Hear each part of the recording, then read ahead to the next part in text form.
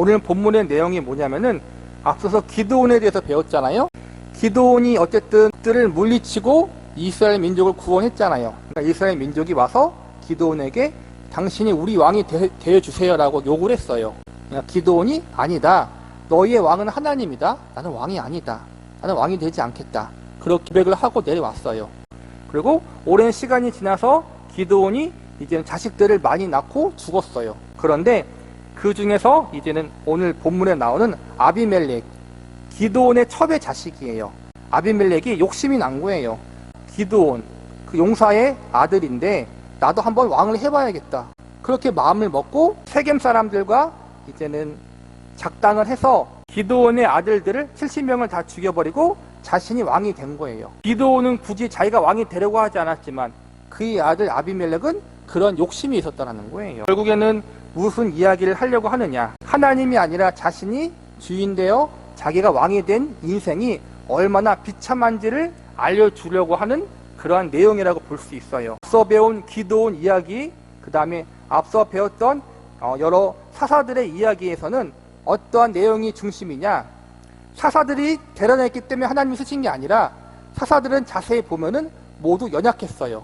그런데 어떻게 사사로 쓰임받은 거예요? 하나님이 그들과 함께 하셨기 때문에 그들이 위대한 사사가 되었다라는 거예요. 여기서 주는 교훈은 뭐냐면은 사사들이 연약하고 부족했지만 하나님이 그들과 함께 하시고 그들을 들어 쓰니까 이렇게 위대해졌다. 너희도 마찬가지로 하나님을 의지하면 이렇게 하나님 앞에 귀하게 쓰임받을 수 있다. 그걸 알려주는 거란 말이에요. 인간은 연약하지만 하나님이 하시면, 하나님이 함께 하시면, 하나님을 의지하면은 위대해질 수 있고 믿음의 사람이 될 수 있고 하나님 앞에 귀하게 쓰임받을 수 있다. 하나님을 의지해야 된다는 게 중요하다는 거예요. 사람이 중요한 것이 아니라. 근데 문제는 뭐예요? 이스라엘 백성들이 하나님을 의지하지 않고 지 멋대로 살다가 늘 고난당하는 인생을 살았다는 거예요. 아비멜렉은 그러한 점을 꼬집고 있는 거예요. 하나님을 의지하지 않은 것 한 발 더 넘어서 자기들이 하나님이 되려고 그러고 자기들이 하나님을 왕으로 삼지 않고 내가 스스로 왕이 되려고 하다가 비참하게 죽임을 당하는 모습을 보여주면서 너희가 지금 이러한 모습 가운데 있다는 것을 보여주고 있는 그러한 예시라고 볼 수 있는 거예요. 사사기 사건들 중에서 얼른 보아서 선뜻 이해가 가지 않는 사건들이 몇 가지 있습니다. 그 중에 대표적인 사건이 아비멜렉 사건입니다. 아비멜렉 사건은 이렇게 전개됩니다. 사사 기드온은 70명의 자녀를 두었습니다. 그것도 아들만 70명을 두었고 또 세겜에 있는 첩 사이에 아비멜렉이라는 아이 하나를 두었습니다. 기드온이 죽은 후 세겜 사람들이 아비멜렉과 결탁해서 아비멜렉을 왕으로 추대합니다. 그래서 아비멜렉은 자기와 배가 다른 형제인 70인을 다 죽이고 세겜 사람들과 같이 의좋게 살려고 계획을 합니다. 그런데 배다른 형제 70명 중 요담이라는 사람은 어찌어찌하여 유일하게 죽은 사람들 틈에 끼인 것을 면하게 됩니다. 살아남은 요담이 아비멜렉과 세겜성 사람들을 저주한 내용이 우리가 읽은 성서 본문의 내용입니다. 아비멜렉은 요담의 저주대로 아비멜렉과 세겜성 사람들 사이에 다툼이 생겨 서로 치고 찢는 싸움을 벌이다가 둘 다 망하고 맙니다. 우리가 성서를 읽다 보면 보통 그 내용 가운데 교훈과 또 기억할 만한 명언들이 나오는 법입니다만 아비멜렉의 사건에서는 그런 내용이 나오지 않습니다. 참 이 본문을 읽는 많은 성도들이 아비멜렉 사건은 무엇을 의미하는지 궁금하게 여기는 사건 중에 하나이고 교회를 다니면서 오랫동안 신앙생활하는 사람들도 아비멜렉 이야기는 별로 들어본 적이 없을 것입니다.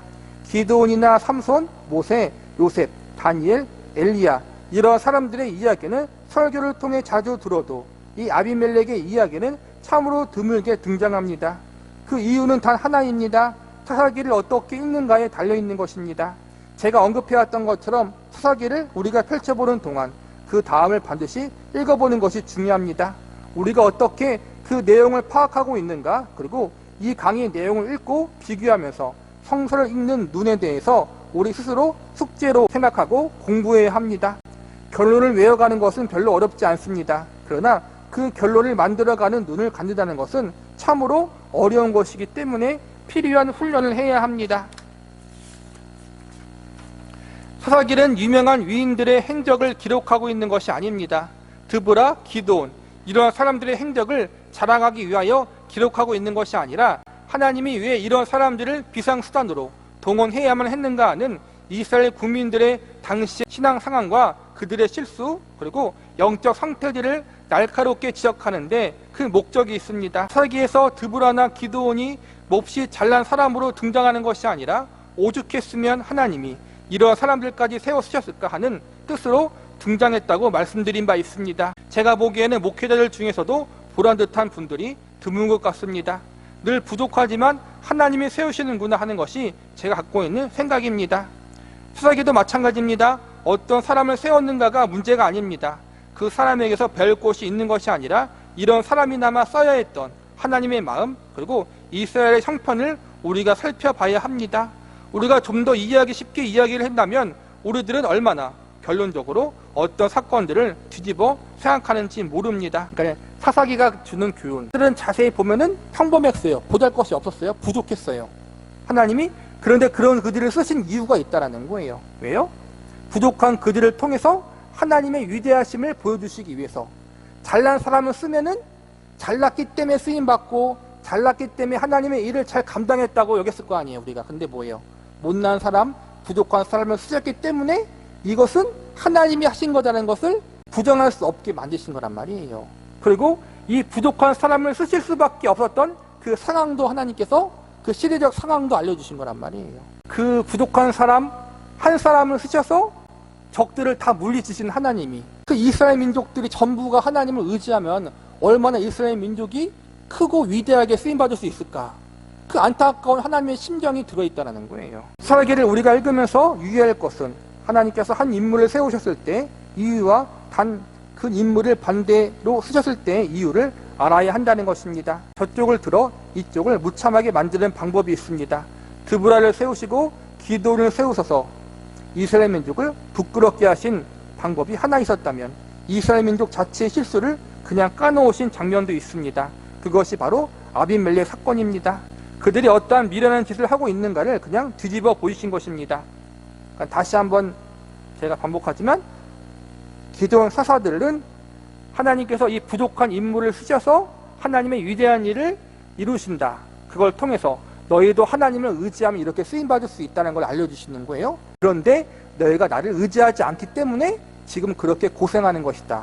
그렇게 하나님이 알려주시는 것이고 지금 아비멜렉 사건은 너희가 그 아비멜렉이다. 그걸 알려주고 있다는 거예요. 이 부분이 아비멜렉 사건에서 우리가 분명하게 보아야 하는 부분입니다. 그렇게 보면 이 사건이 사사기에 기록될 수밖에 없다는 것도 알 수 있습니다. 아비멜렉은 기드온의 아들입니다. 이 아비멜렉이라는 이름은 나의 아버지는 왕이다라는 뜻입니다. 나의 아버지가 왕이면 이 아비멜렉의 아버지인 기드온이 왕인 셈입니다. 이 왕의 문제는 기드온 사건에 있어서 특별히 중요합니다. 사사기 8장 22절에 이런 기록이 있습니다. 때 이스라엘 사람들이 기드온에게 이르되 당신이 우리를 미디안 손에서 구원하셨으니 당신과 당신의 아들과 당신의 손자가 우리를 다스리소서. 기드온이 그들에게 이르되 내가 너희를 다스리지 아니하겠고 나의 아들도 너희를 다스리지 아니할 것이요 여호와께서 너희를 다스리라. 여기에 이렇게 중요한 싸움이 하나 벌어집니다. 기드온에게 왕이 되어달라고 하고 기드온이 싫다고 하는 싸움입니다. 여기 그의 아들 아비멜렉의 이름은 기드온이 지어주었다고는 생각하지 않습니다. 왜냐하면 기드온이 왕이 아니라는 사실을 우리가 잘 알고 있기 때문에 그의 아들의 아비멜렉이라는 이름은 아마 다른 사람이 지어준 것 같습니다. 우리가 바로 앞 강의에서 기드온 사건을 이야기할 때 확인한 바와 같이 이스라엘 민족이 왜 왕을 요구하는 것입니까? 하나님이 계시는데 왜 왕을 요구하는가? 그들은 항복할, 신앙할, 경배할 대상을 찾는 것이 아니라 자기네들의 삶의 원리와 목표는 놔두고 그것을 보장해줄 지키는 사람을 요구하고 있는 것입니다. 기드온은 그것을 거부하고 하나님이 우리의 주인이라는 것을 거듭거듭 강조하고 있습니다. 그럼에도 불구하고 아비멜렉이라는 이름이 나의 아버지는 왕이다입니다. 이 이야기를 미루어 보면 자신은 왕제라는 이야기가 됩니다. 그리고 세겜 백성들과 싸우고서 서로 왕이 되고 보호를 하는 자리에 들어갑니다.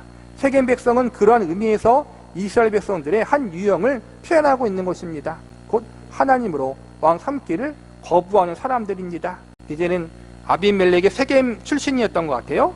어쨌든 기드온의 씨앗 중에서 자기 출신이 있는 거잖아요. 그러니까는 세겜 도시 사람들이 아비멜렉을 필두로 해서 좀 높아지고 싶었던 교만함이 있었던 것 같아요. 그래서 이제는 자기 마을에, 자기 도시에 왕이 생겼다. 그러면은 자기들도 위상이 높아지는 거잖아요. 그러한 마음을 가지고 이제는 기드온이 나머지 아들을 다 죽여버리고 자기 출신인 아비멜렉을 왕으로 삼은 거란 말이에요. 결국은 뭘 말하는 거예요? 높아지려고 하는 교만한 마음. 살인은 자기들 식구끼리 살인한 거잖아요. 그렇잖아요. 잘못이 없는데도 불구하고. 그렇게 내가 왕이 되고 높아지려고 하기 위해서 남을 죽인다. 죽이는 것은 하나님의 말씀을 어긴 거잖아요. 하나님 말씀을 어기고 생명을 경시하기까지 자기들이 높아지려고 했던 그 교만한 마음. 하나님을 버리고 스스로가 주인 되려고 하는 인생이 바로 세겜 사람과 아비멜렉의 인생이었고, 그게 이스라엘 민족, 이스라엘 사람들의 보편적인 모습이었다는 거예요. 하나님이 왕인데 하나님을 왕으로 인정하지 않고 살았던 그 시대의 상황이 바로 이것과 똑같다는 거예요. 그런데 이 문제 때문에 요담, 곧 지금 우리가 읽는 본문 같은 비유를 베풀어서 저들의 잘못과 저들의 장래를 저주로 예언합니다. 나무들이 모여서 감람나무, 무화과나무, 그리고 포도나무에 차례로 왕이 되어줄 것을 요구합니다. 그런데 이 나무들이 다 같이 거절합니다. 근데 70명의 아들 중에서 한 명이 살아남아요. 요담이라는 아들인데 그가 살아남아서 이제는 자기 형제들을 죽인 아비멜렉과 세겜 도시 사람들을 저주하는 내용이 지금 오늘 본문의 내용이에요. 그날 가시나무에 요청하자 유독 가시나무는 그것을 허락해서 저들의 왕이 되었는데 서로 불살라 태워 죽이는 비극으로 그치고 말았다고 하는 비유를 들고 있습니다. 그늘을 이용하기 위해 공원이나 사람들이 많이 쉴 만한 동네 어귀에 이 나무를 심습니다. 그 외에 다른 용도가 없습니다. 길고 곱게 자라는 나무는 전신주에 씁니다. 이처럼 다 각각 이유가 있어서 우리가 나무들을 심고 키웁니다. 그렇지 않은 나무는 무엇에 씁니까? 땔감으로 쓰는 것입니다. 이것이 오늘 우리가 본문에서 보아야 할 가장 깊은 내용들입니다. 이렇게 이야기하는 것입니다. 이스라엘 백성들아, 너희의 존재의 이유와 가치와 목적이 무엇이냐? 요담이 묻고 싶은 것입니다. 너희들이 너희 생애의 목적을 정하고 그 목적을 너희의 힘으로 완성하고자 한다면 그것은 너희가 잘못 가고 있는 것이며 너희의 본분과 존재를 오해하고 있는 것이다. 요담이 이 나무들의 비유를 통해서 바로 이 부분을 신랄하게 꼬집고 있는 것입니다. 이 문제만큼 우리에게 어려운 것은 없습니다. 인생이 무엇인가 아무도 답을 못했습니다. 예수님만이 답을 하셨습니다. 그리고 우리가 그 답을 합니다. 그러나 재밌는 것은 그것이 아무리 진리라 할지라도 각자가 항복하기 전에는 아무 쓸모가 없다는 사실입니다. 하나님은 살아계시다. 이 생에서 죽고 나면 그것이 끝이 아니라 내세도 있다. 아무리 이야기해도 각자가 듣지 않으면 그만입니다. 그러면 이제 우리는 중요한 갈림길에 섭니다. 내가 못 알아듣는다면 그만이라는 말입니까? 내가 못 알아듣는다면 있던 것도 없어지나요? 이것이 문제입니다. 물론 어떤 축복과 어떤 유익한 일이라도 본인이 누리지 않은 한, 본인이 그것을 모르는 한 아무 소용이 없습니다. 마치 한 손에 칼을 들고 당신 안 믿겠다고요? 그러면 죽을 거요. 그러니 당장 믿도록 하시오. 그렇게 하고 싶습니다. 단 하나님께서 그런 방법을 요구하지 않으시기 때문에 안 할 뿐입니다. 성서는 늘 처음부터 끝까지 이렇게 요구하십니다. 오히려 하나님의 영광을 위해 살아라. 그분에게 순종해라. 그분이 기뻐하는 일만 하라. 이러면 대체 독재자들이 하는 형태와 다를 것이 무엇인가라고 묻는 분들도 계십니다. 먹고 마시는 것도 몽땅 다 하나님의 영광만을 위해 해라. 그러면 밥 한 술 뜰 때마다 즉시 하나님 영광 아멘 그렇게 살아야 하는가? 여기에는 중요한 오해가 있습니다. 이런 오해입니다. 하나님께 영광이 된다는 것은 우리를 바보로 만들자는 것이 아닙니다. 인간의 사사기의 전체적인 문제고 우리 인간의 문제예요. 하나님이 우리의 주인 되시는 인생 살라고 한다면 우리가 어때요? 거부감이 먼저 든다는 거예요. 하나님이 주인 되시고 왕 되시고 그분의 뜻대로 살면 우리에게 자유가 없어지는 것은 아닌가? 내가 기뻐할 수 있는 일이 없어지는 것은 아닌가? 내가 노예처럼 살아가는 것은 아닌가? 내 자유를 빼앗기면 불행하지 않은가? 이런 걱정을 하고 산다는 거예요. 사사기에서도 똑같아요. 하나님이 왕이신데 하나님을 왕으로 삼지 않고 자기들이 왕으로 삼는 이유가 뭐예요? 하나님이 왕이 되면 자기들이 자유를 빼앗기고 불행할 것이라고 오해했다라는 거예요. 그런데 결과가 뭐예요? 자기들이 왕이 되니까 더 불행해졌어요. 우리도 마찬가지라는 거예요. 하나님이 왕이 되시고 하나님이 주인 되시는 인생은 불행한 인생이 아니라는 거예요. 하나님의 영광 위에 살아가고 그분을 기뻐하며 살아가는 것이 우리에게 불행한 것이 아니라는 거예요. 우리가 믿는 그 하나님은 뭐예요? 그분의 가장 귀한 독생자 예수 그리스도의 생명을 우리를 구원하기 위해서 내어주신 분인데 그분이 우리에게 안 좋은 걸 줄 리가 없다라는 거예요. 안 좋은 걸 요구할 리가 없다라는 거예요. 그걸 우리는 믿어야 된다라는 거예요. 그 하나님이 무엇보다 우리 아버지잖아요. 부모가 자식에게 안 좋은 걸 원치 않잖아요. 부모의 영광은 뭐예요? 자식이 건강하고 바르고 능력 있게 크는 거예요. 그렇죠? 하나님도 동일하다라는 거예요. 하나님이 주인 되시는 삶을 사는 것이 하나님이 우리에게 원하는 것은 다른 게 아니라 하나님의 영광과 그분을 기뻐하는 인생을 사는 것은 다른 것이 아니라 우리가 하나님을 더 알아가고 하나님을 더 닮아가고 아름답고 성숙한 믿음의 삶을 살아가는 것을 하나님이 기뻐하시고 그게 영광이라는 거예요. 그리고 그것이 우리를 불행하게 만드는 것이 아니라 오히려 우리를 더 행복하게 만들고 더 안식하게 만든다는 것을 우리는 기억해야 된다는 거예요. 하나님이 왕이 되시고 하나님이 영광 받으시는 것은 다른 것이 아니라 우리가 아름답고 존귀한 존재로 만들어지는 거라는 거예요. 우리의 가장 큰 영광은 맨 처음 무엇으로 증명됩니까? 각자의 지위와 수준으로 1차적인 증명이 됩니다. 또 그것은 객관적인 증명으로는 좀 부족하기 때문에 다른 증명을 제시하게 됩니다. 자녀가 잘 되는 것이 부모의 영광이요 기쁨이라는 것을 우리가 압니다. 그런데 자녀가 잘 된다는 것이 그의 복이라는 면에서 부모가 영광이라는 것입니다. 우리의 자랑은 내 자녀가 잘 되는 것이 나에게 영광인 것입니다. 우리 아이가 옷을 단정히 입고 보란듯이 생긴 것, 부모의 자랑입니다. 저는 누가 내 아들의 얼굴을 꼬집어 상책이라도 내면 히히 웃고 가만히 있어요 라고 하는 것이 자랑이고 영광의 부모가 어디 있습니까? 하나님은 그런 분이 아니십니다. 결론이 뭐냐면은 우리가 부모로서 자식 사랑하고 생각할 때 자식이 잘 되기를 바라잖아요. 어떻게 잘 되기 바라요? 뭐 돈 많이 벌고 그런 부분도 있겠지만 정말 올바른 부모들은 자녀가 건강한 몸과 건강한 정신을 가지고 바르게 살기를 원하는 거예요. 그렇죠? 대기업 회장의 2세, 3세들이 어때요? 망나니들이 많잖아요. 그렇죠? 돈은 많고 지위는 높지만 그들 인상이 잘못돼서 많은 사람들에게 손가락질을 받잖아요. 하나님은 그런 성공을 우리에게 원하시는 것이 아니라 어떤 성공이에요?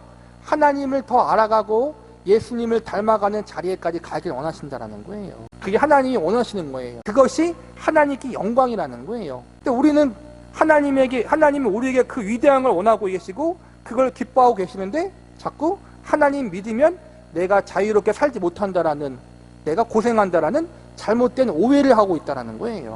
그게 아니라는 거예요. 하나님이 왕이 되시고 주인 되시는 삶, 하나님께 영광 돌리는 삶은 우리에게도 영광이고 우리에게도 기쁨이고 우리에게도 유익이 된다는 사실을 기억하면서 억지로 하나님을 끌려다니는 것이 아니라 기쁨으로 감사함으로 우리가 감격함으로 하나님이 주인 되시는 삶, 하나님이 왕 되시는 삶, 하나님께 영광 돌리는 삶을 살아야 한다는 것, 이것이 오늘 본문의 교훈입니다. 하나님은 그런 분이 아니십니다.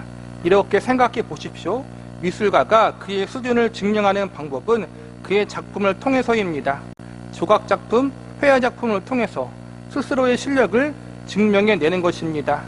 하나님께서 우리 보고 자신의 영광을 드러내라고 한 것은 그분께서 우리를 만드셨기 때문에 우리의 가장 아름답고 충만한 모습을 개발시킬 수 있고 만개시킬 수 있는 분으로서 요구인 것입니다. 하나님 안에 들어와 순종하고 그분의 말씀대로 산 사람만큼 아름답고 멋있고 강하고 영광스러운 사람은 없습니다. 이것이 성서가 말씀하는 하나님의 영광을 위해 산다는 뜻입니다. 그런데 우리는 그것보다는 자기가 추구하는 일에 끝까지 가보고 싶은 욕심을 떨쳐버리지 못합니다. 살기가 집요하고 늘어지는 인간의 죄악된 성품이 무엇입니까? 그것은 하나님이 나에게 약속한 영광의 자리보다는 내가 결정한 운명의 길을 가고 싶은 그 고집입니다. 그것이 무엇이 나빠 보입니까? 그러나 성서가 부도덕하고 불의한 일을 죄라고 하기 이전에 하나님의 권위를 무시하는 것을 죄라고 합니다. 기독교가 죄라고 일컫는 것은 언제나 이것입니다. 하나님의 영광을 위해 살아라. 이것이 우리를 로봇처럼 만들고 우리의 인격을 무시하고 그런 것이 아니라는 거예요. 아까 잠깐 얘가 나왔듯이 자식이 잘 될 때 자랑스럽잖아요. 그렇죠? 자식이 잘 되는 게 부모의 영광이에요. 그리고 예술가들이 영광이 뭐예요? 자기 작품이 아름답게 만들어지는 게 영광인 것처럼 성경에 보면은 시편에 보면은 우리가 뭐예요? 하나님의 작품이라고 나오잖아요. 하나님의 작품들이에요. 하나님의 우리 아버지예요. 부모예요. 하나님의 영광이 뭐겠어요? 우리가 잘 되는 게 영광이에요. 잘 되는 게 세상에서 잘 되는 걸 말하는 것이 아니라 하나님 편에서 잘 볼 때 잘 되는 것. 하나님의 영광을 드러낼 만큼 우리가 성화되어지고 성숙되어지는 것. 하나님의 형상을 닮아가고 예수 그리스도의 장성한 분량에 이르는 자리까지 가는 것. 그게 하나님의 영광이라는 거예요. 인격적으로, 성품적으로, 믿음적으로 성숙하는 것. 그래서 우리 아버지이신 하나님을 붕어빵처럼 닮아가는 것. 그게 하나님께 영광이라는 거예요. 그게 우리를 향한 하나님의 목적이에요. 그런데 우리는 뭐예요? 사사기에서도 마찬가지고 그러한 하나님의 영광된 목적을 따라가지 않고 내가 하고 싶은 걸 하는 거예요. 내 마음대로. 내 운명은 내가 알아서 할 테니 하나님은 그냥 옆에서 나 좀 도와주십시오. 뒤에 나오겠지만 하나님이 주인이 아니라 내가 주인 된 삶, 혹은 하나님을 주인이라고 인정은 하지만 내 멋대로 주인을 무시하고 함부로 살아가는 인생을 살아가고 있다는 거예요. 계속 반복해서 예전부터 말하지만 하나님은 우리의 보조자가 아니에요. 옆에서 도와주는 분으로 끝나는 것이 아니라는 거예요. 하나님이 왕이고 하나님이 주인이에요. 우리가 그분의 말씀에 따라 순종하며 따라가는 거란 말이에요. 내가 앞장서고 예수님이 뒤에서 우리를 서포트해 주는 게 아니라는 거예요. 근데 많은 교회와 많은 성도들이 오해를 해요. 하나님은 주인이신데 말로는 그렇게 하지만 정작 옆에서 서포트해 주는 분으로만 생각한다는 거예요. 우리는 그걸 조심해야 돼요. 근데 그게 우리만의 실수가 아니라 역사적으로 성경에 있는 이스라엘 백성들의 실수였다는 거예요. 그러니까 죄인들의 본능이 그렇다는 거죠. 신자는 하나님이 나보다 높다는 것을 아는 사람을 일컫습니다. 하나님을 주인으로 섬긴다는 뜻입니다. 그러나 주인으로 모셔놓고 아주 못되게 사는 사람도 있습니다. 또는 하나님을 주인으로 인정하지 않고 자기 운명에 관한 한 자기가 주인인 사람도 있습니다. 사사기가 집요하게 다루는 것은 이것 하나입니다. 너희는 누구를 왕으로 요구하고 있는가? 이것이 바로 우리에게 묻는 질문입니다. 아비멜렉과 세겜 사람들의 기록을 오늘 우리 앞에 펼쳐놓아 각자의 심령에게 하나님께서 물으시는 것입니다. 당신의 삶은 무엇을 향하여 어떻게 뛰어가고 있습니까? 누가 정해주었습니까? 누구의 방법을 쫓고 있습니까? 이렇게 묻는 것이 사사기 9장인 것입니다. 우리는 종종 성공이라는 것에 미쳐서 자존심 싸움을 하다가 망하곤 합니다. 내가 남보다 더 높은 지위에 오르고 남보다 더 많이 가짐으로써 하나님이 증명될 것이라고 생각하지 마십시오. 하나님께서는 단 한 번도 그런 식으로 자신의 영광을 우리에게 요구하신 적이 없습니다. 하나님의 영광은 결코 그런 데 있지 않습니다. 참 우리가 오해하는 것도 두 번째 오해가 있고요. 하나님은 우리를 서포트해주는 분이 아니다. 또 두 번째는 하나님은 우리에게 수욕적인 성공을 주시는 분이 아니다라는 걸 알려주는 거예요. 우리가 세상에서 성공하고 잘 먹고 잘 살아서 그걸 통해 믿지 않는 사람들에게 하나님의 살아계심을 증거하도록 일하지 않는다라는 거예요. 우리는 다 그렇게 원하잖아요. 그렇죠? 우리가 엄청 잘 돼서 믿지 않는 나의 주변 사람들이 우리가 잘 되는 모습을 통해서 아, 하나님이 살아계시는구나. 나도 믿어봐야지. 그렇게 하지 않으신다는 거예요. 이게 우리의 오류예요. 저는 어릴 때 그랬어요. 록펠러 많이 배웠어요. 록펠러. 11조의 비밀 난 록펠러 다 아시잖아요. 그쵸? 그 책. 제가 고등학교 때인가 그 유행했거든요. 백화점 왕 존 워너 메이커. 부자들. 그러니까 예수님 잘 믿으면 부자 된다. 11조 잘 내면 부자 된다. 저도 그렇게 배웠어요. 근데 그게 아니라는 거예요, 여러분. 왜요?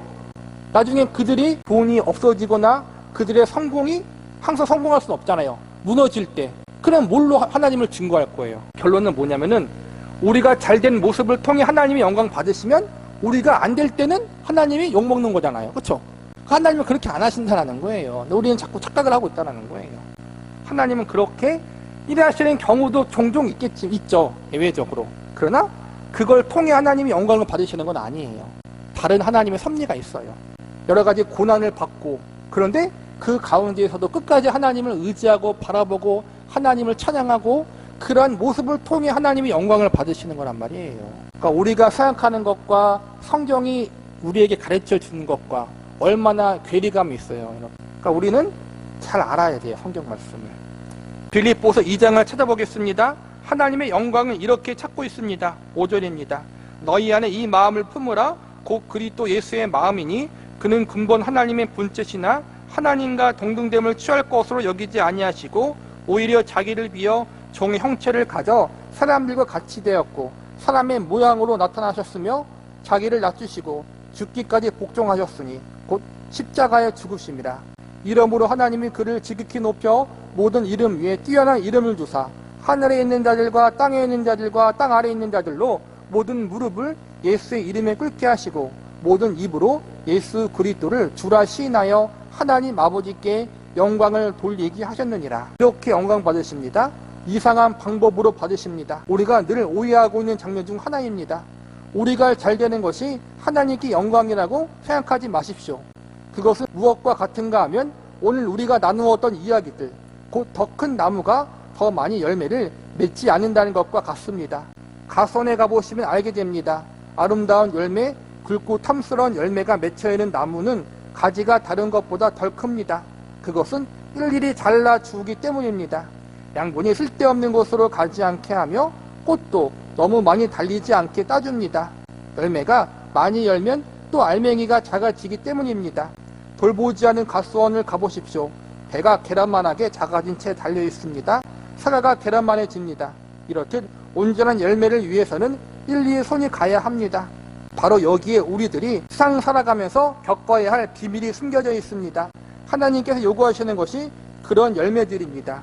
성서는 우리에게 열매를 요구합니다. 눈에 보이는 커다란 무엇이 우리로 하여금 아름다운 열매를 맺게 하는 것은 아니라는 거예요. 우리의 성공, 우리가 잘 되는 모습, 그런 것들이 하나님께 영광을 돌리는 것이 아니라는 거예요. 성령의 열매를 맺으라. 인내를, 사랑을, 온유를, 겸손을, 절제를 맺으라.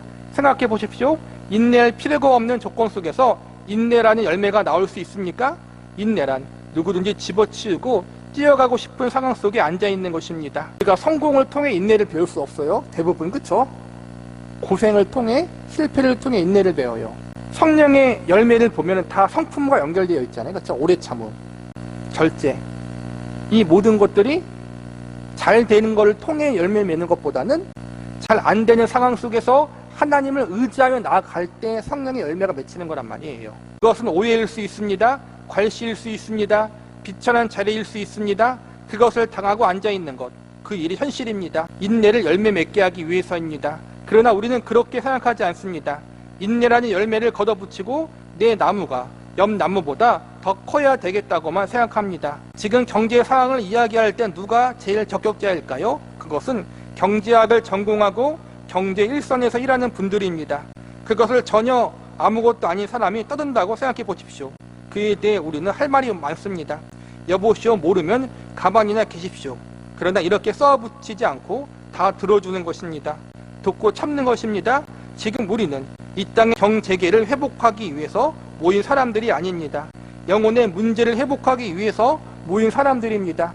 상대방이 무슨 법칙을 이야기하든 무엇이 옳고 그른가를 이야기하든 그 문제에 대해서 싸움을 안 하는 것입니다. 우리 기독교인들, 저도 마찬가지인 게 빠지는 게 함정이 이거예요. 옳고 그르고 이것이 정당하다, 정당하지 않다를 자꾸 따져요. 따지는 게 필요 없다는 것이 아니라 어떤 순간에는, 특히 어떤 사람을 주님께로 인도하려고 할 때에는, 하나님을 드러낼 때에는, 예수님의 영광을 드러낼 때에는 잠깐 그것을 접어두어야 할 때가 있다는 거예요. 네, 옳습니다. 당신 참 박학하십니다. 그러노 우리 예수 잘 믿읍시다. 그것 한마디를 위해서 그가 내세운 모든 것 안으로 갈무리 아닌 사람을 일컬어 온유한 사람이라고 합니다. 온유의 열매. 내가 틀렸다는 게 아니에요. 내가 정당하지 않다라는 게 아니에요. 맞아요. 상대방이 부족한 게 있어요. 틀린 게 있어요. 그런데 그 사람에게 예수를 전하기 위해서 참고 들어주고 받아준다는 거예요. 참 이게 힘든 것 같아요. 그렇죠, 여러분? 참 힘들어요. 특히 오늘날 같은 시대에는. 정치에게 잘못했다가 매장당하잖아요, 여러분. 교회도 마찬가지예요. 매장당해요, 여러분. 근데 그 매장이 불신자들에게 매장당하면은 이해가. 근데 믿는 자들에게 매장당해요, 여러분. 참 그런 세대. 온유함이 없는 거죠, 그렇죠, 여러분? 한 영혼을 구원하기 위해서 잠시 나의 정당함을 내려놓을 수 있는 그러한 믿음, 그러한 성숙이 우리들에게 많이 부족하다라는 거예요. 예수 믿읍시다. 이 한마디를 하기 위해서 내가 자존심도 버려야 되고 내 정당함도 잠시 뒤로 미룰 줄 알아야 하는데 오늘날 그러한 정신을 다 잊어먹었어요. 내가 오르니까 더 난리치잖아요. 그렇죠? 참 이게 너무 안타까운 현실인 것 같아요. 교회가 교회다워져야 되는데 예수를 전하기 위해서 내가 좀 죽어져야 하는데 그런 부분들이 오늘날 많이 없어진 것 같아요. 이 세상에서 예수님보다 더 권세를 갖고 주인이 되시며 권리를 주장할 분이 또 있을까요? 그러나 그가 인간의 손에 의해 죽으시면서 아버지여 저들을 사하여 주옵소서라고 호소한 것을 기억해야 합니다. 우리는 그것 하나를 위하여 여러 가지 상황 속에서 부름받았습니다. 그 상황이 우리에게는 절대 필요한 조건인 것입니다. 경제계가 많이 어려워지고 있다고 합니다. 아이들 학교 보내기가 어려워졌다고 합니다. 당장 먹고 살기가 다급해졌다고 합니다. 실직하셨습니까? 실직해 버립시다. 실직해서 안절부절하는 하등의 이유도 갖지 맙시다. 굶는다는 것 참 못 견딜 일입니다. 저도 굶어보아서 압니다. 굶는 일처럼 참혹한 일은 없습니다. 그러나 하나님은 굶는 그 현장에서도 굶고 있는 사람이 무엇을 믿고 있는가를 곧 뛰어넘는 메시지를 만들어 내시는 것입니다. 그것을 우리가 보아야 합니다. 예수를 믿으니까 만사가 잘 되더라. 기도하고 사업해보니까 수출도 잘 되고 돈도 잘 벌리더라. 이 말은 우리의 인생의 목적, 하나님이 우리를 향한 목적이 잘 되는 것에 있다는 것이 아니에요. 세상에서 때로는 굶을 수 있고 실직할 수 있고 망할 수도 있어요. 망해봤잖아요. 실패해봤잖아요. 근데 그 가운데서 하나님이 우리 안에 하나님의 메시지를 만들어낸다는 거예요. 믿지 않는 사람들은 망하거나 실패하면 좌절하고 극단적인 선택을 하기도 하잖아요. 근데 우리 하나님의 편아들은 뭐예요? 실패해도 낙심은 해요, 당연히. 근데 그 가운데서 어떠한 메시지를 만들어요? 하나님밖에 없습니다. 하나님이 왕이십니다. 하나님이 나의 주인이십니다. 내 인생을 책임져 주셔야 합니다. 그런 메시지를 만들어내잖아요, 우리가 실패 속에서. 하나님은 그걸 원하신다는 거예요. 여러분, 우리가 지금 하고 있는 일이 무엇입니까? 우리의 사업이나 기업을 위해 하나님이 등장하고 있지 않습니까? 우리의 가정의 안녕과 질서를 위하여 성서의 말씀이 도입되고 있지 않습니까? 그것을 묻고 있는 것입니다. 국기의 말씀, 내 시작은 미약하나 나중은 심히 창대하리라. 기업마다 가게마다 붙어 있잖아요, 그 말씀이. 그렇죠? 아브라함의 약속 같은 거. 이게 뭐예요? 하나님을 이용하고 있다라는 거예요, 우리가 지금. 하나님 앞에 항복하여 그가 우리의 주인이시기 때문에 그가 어디를 가라든지 가겠습니다라는 것에 요구된 상황으로 내 가정과 사회의 직장과 인생이 주어진 것이라고 생각하십니까? 아니면 여러분이 붙잡고 있는 것은 따로 있고 이것을 위하여 오늘 내 집을 지켜줄 개를 찾고 있는 것은 아닙니까? 그것이 아비멜렉의 사건입니다. 하나님을 위해서 살아가고 있는가? 아니면 하나님이 나를 위해 살아가고 있는가? 이걸 우리가 점검해 보라는 거예요. 심하게 이야기하잖아요. 내 집을 지켜줄 개를 찾고 있지는 않은 것인가? 우리가 하나님을 그렇게 대하고 있지는 않은지 점검하라는 거예요. 많은 분들이 교회에 나오는 것, 헌금하는 것, 목사와 친한 것이 신앙을 대체할까봐 저는 늘 그것이 염려스럽습니다. 저라고 많은 사람들하고 인상 쓰면서 살아야 할 이유가 따로 있겠습니까? 누이 좋고 매부 좋고 그런 일을 왜 하기 쉽겠습니까? 저도 타협할 줄 아는 사람입니다. 좋게 이야기해주는 편이 훨씬 인기에 도움이 된다는 것 잘 압니다. 무조건적으로 복을 빌어주면 다 좋은 줄로 압니다. 아무나 축복도 해주고 복을 빌면서 부디 잘 살게 해주십시오. 복에 복을 주셔서 복이 복을 끓게 하시옵소서. 다 좋습니다. 복을 비는 것이 무슨 잘못이겠습니까? 그러나 아닙니다. 절대 그렇지 않습니다. 성서는 정당한 차원에서 복을, 평안을, 위로를 약속하고 있는 것입니다. 기초가 틀려있는 다음에는 그 무엇도 거짓입니다. 우리의 목적, 하나님을 위해 살아가는 것이 아니라 하나님이 나를 위해 살아가게 될 때, 그리고 그것이 근거로 돼서 성공과 잘 되는 것이 자꾸만은 우리에게 복처럼 느껴질 때, 기초부터 다르면은 모든 게 달라질 수밖에 없다는 거예요. 우리가 왜 이 자리에까지 와 있는 것입니까? 하나님 앞에 무릎 꿇고, 하나님 오늘 나에게 요구하시는 방향과 목표와 방법이 무엇입니까? 이렇게 묻기 위해서 나오신 것입니까? 아니면 우리 것을 따로 붙들고 있고 목사님 축복기도 부탁합니다 하는 것 때문에 나와 있는 것은 아닌가요? 한국교회의 가장 큰 병은 무엇입니까? 교회를 위해서 일하다가 늙어 죽는다는 사실에 있습니다. 교회 헌금 찬양 때 이런 것이 궁극적인 목표가 되지 않기를 바랍니다. 어느 한 교단과 교회에 속 있다는 것으로 안심하지 마십시오. 오직 하나님입니다. 교회와 연합하지 마시고 하나님과 연합하십시오. 우리가 각자 하나님과 어떠한 관계에 있으면 하나님 말씀 앞에 우리가 지금 어떻게 반응하는가, 그 한 가지 사실 외에는 그 아무 곳에도 마음 쓸 일이 없습니다. 참 이게 교회와 연합하지 말고 하나님과 예수님과 연합하라는 게 참 마음에 와닿는 것 같아요. 그렇죠? 우선순위라는 거예요. 하나님과 연합하고 예수님과 연합하면 자연스럽게 교회를 사랑해요. 여러분, 맞는 거예요. 교회를 사랑하지 않는 사람은 하나님과 예수님과 연합하지 않는 사람이에요. 근데 교회와 연합한 것이 곧 하나님과 연합한 것은 아니라는 거예요. 이게 참 우선순위 문제예요. 백지장 하나의 차이인데 하나님을 사랑한다고 얘기하고 예수님을 사랑한다고 얘기하는 사람 치고 교회를 사랑하지 않는 사람들은 문제가 있는 사람이에요. 여러분, 반대로 내가 교회 안에 있다는 것 자체만으로 내가 하나님과 함께 하고 있다는 걸로 착하지 말라는 거예요. 어려운 부분인 것 같아요. 예배가 끝나고 저와 악수를 한번 하고 떠난다고 무엇이 우리에게 이익이 있겠습니까? 예배 끝나고 뒤에 목사님이 와서 다 인사하잖아요. 그렇죠? 인사하고 악수하고. 그게 중요한 게 아니라는 거예요. 이게 이 악수 안 했다고 시험에 드는 성도도 있다고 해요. 그저 뼈다귀 한번 잡았다 놓은 것 뿐이지 목사가 한번 쳐다봐줬다고 형편이 달라지는 것은 절대 아닙니다. 그러나 여기 위대하신 분이 계십니다. 영원하신 분이 계십니다. 우리 모두의 복됨과 기쁨과 만족을 위하여 부르시고 계시는 분이십니다. 우리는 그분 하나님과의 관계를 정상화시켜야 합니다. 목사가 하는 일은 결국 이거예요. 여러분들의 관계를 하나님과 정상화시키는 거예요. 예수님과 가까이 하게 만드는 거예요. 그게 목사가 할 일이에요. 목사의 일이 그거예요. 여러분을 신앙을 바르고 건강하게 양육해서 하나님 앞에 예수님 앞에 올바르게 설 수 있도록 돕는 역할을 하는 게 목사의 역할이라는 거예요. 종종 이렇게 만날 때마다 마치 여러분은 세겜성 사람이고 저는 아비멜렉 같습니다. 그런 느낌을 저는 갖습니다. 그런 느낌이 한국교회 현실인 것 같습니다. 그러나 아닙니다. 저는 아비멜렉을 안 하겠습니다. 저는 그냥 하나님의 종, 지팡이, 개, 강아지, 지렁이 이런 것을 하겠습니다. 여러분은 하나님의 자녀 하십시오. 다른 것 하면 안 됩니다. 하나님을 두려워하고 하나님 말씀 앞에 우리 모두 인생을 꺼내놓아 그 길이 순탄한가 안 한가 하는 문제가 아닌 하나님이 요구하시는 열매를 맺는 사람들이 되십시오. 얼마나 성공하고 얼마나 잘 나가느냐가 아니라 하나님이 우리에게 원하시는 열매, 성령의 열매, 하나님을 닮아가고 예수님을 닮아가는 그 성화된 삶을 살아가는 걸 우리의 인생의 목적으로 삼으라는 거예요. 그 열매를 맺기 위해서라면 여러분이 지금 갖고 있는 조건이야말로 최고의 조건이 될 것입니다. 가장 아름다운 열매를 맺게 하기 위해서 오물을 거름으로 준다는 사실을 기억하십시오. 나무 기르는데 비싼 스테이크를 주진 않잖아요. 나무에다. 그렇죠?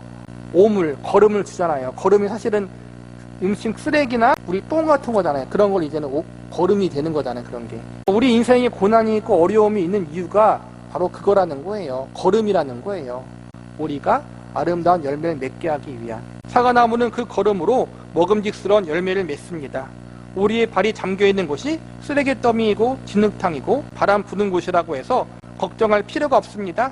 거기서 하나님은 하나님의 영광스러운 자녀로서 성령의 열매를 맺혀 나갈 것입니다. 쓰레기통에서 장미를, 진흙탕 속에서 사과를 만들 것입니다. 우리가 여기에 있는 것을 위해 살지 않고 이것이 전부가 아닌 삶인 것을 내세가 있는 줄을, 영원한 하나님이 계신 줄을 우리의 생애를 통하여 증명하면 하나님께서 우리에게 복을 허락하시며 스스로 그의 영광을 만천하에 증명하실 것입니다. 단 하나의 결심이 있을 뿐입니다. 하나님을 택하여 그분 앞에 항복하겠는가를 스스로에게 묻기를 바랍니다. 그 외에는 다 필요가 없습니다. 바로 이 말씀을 오늘 수사기 9장을 통하여 하나님께서 집요하고 안타까움에 넘치는 마음으로 우리 모두에게 지금 들려주시는 것입니다. 누가 왕이신가? 하나님이 왕이시고 하나님이 주인이신데 우리는 자꾸 내가 주인 되는 삶을 살지 않은가? 혹은 하나님은 주인이라고 이야기하면서 하나님은 옆에서 나를 도와주는 분에 불과하게 여기진 않는 것인가? 또 우리 인생의 목적이 하나님께 있는 것인지 아니면 내 자신의 잘 되는 것이 있는 것인지 그런 것들을 돌아보라는 거예요. 하나님께 복종하고 하나님께 항복하는 것은 지들이 궁상받는 게 아니라는 거예요. 하나님은 우리를 통해 영광을 받으시기 원하시기 때문에 우리가 지들이 궁상받게 사는 것이 원하는 것이 아니라 우리가 아름답게 성화되어지는 것, 우리가 성숙되어지는 것을 기뻐하신다는 거예요. 그것 때문에 때로는 여러 가지 어려움을 겪고 고난을 겪지만 그것이 우리로 하여금 우리를 망가뜨리는 것이 아니라 우리를 온전한 존재, 예수님을 닮아가는 그러한 존재로 만들어가는 가정으로 만드셔서 마침내 우리가 하나님 보시기에 아름답도록 영광스러운 존재가 되어지도록 우리를 이끄신다는 거예요. 예수님을 믿는다는 것, 그분의 뜻에 순종하는 것 자체를 너무 최악의 상황이라고 생각하지 말라는 거예요. 하나님은 우리를 아름다운 작품으로 지금도 만들어가고 있어요. 그러한 것을 기억하면서 하나님 앞에 우리의 죄악된 본성대로 하나님을 대하는 것이 아니라 우리의 죄악된 본성을 하나님의 말씀과 성령 앞에 죽이고 하나님 앞에 날마다 하나님이 주인 되시는 삶을 살도록 살 수 있도록 기도하고 나를 통해 하나님의 영광이 드러나는 삶을 살아갈 수 있도록 그것을 놓고 기도하며 나아가는 사람, 나와 내 가정이 하나님의 영광을 위해 살아갈 수 있도록 영광된 존재로 우뚝 세워질 수 있도록 하나님 도와주십시오. 이 기도 제목이, 이 소망이 우리와 우리 가정의 제일 우선순위가 되기를 바라겠습니다.